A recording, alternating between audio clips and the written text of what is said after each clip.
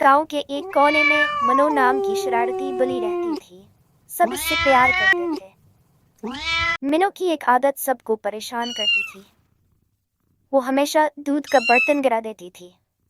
जब भी मालकिन दूध रखती, मिनो दबे पांव आती और आंखों में चमक लिए बर्तन को देखती।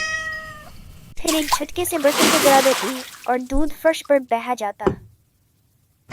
एक दिन मालकिन ने बड़ा सा बर्तन चूल्हे के पास रखा।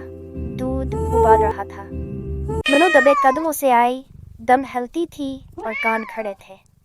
इसने जोर से बर्तन को टिकर मारी ताकि दूध गिरा सके, लेकिन बर्तन उलट कर सारा दूध मिनो पर गिर गया। बच्चे हंसने लगे और मिनो गेली खड़ी शर्मिंदा हो गई।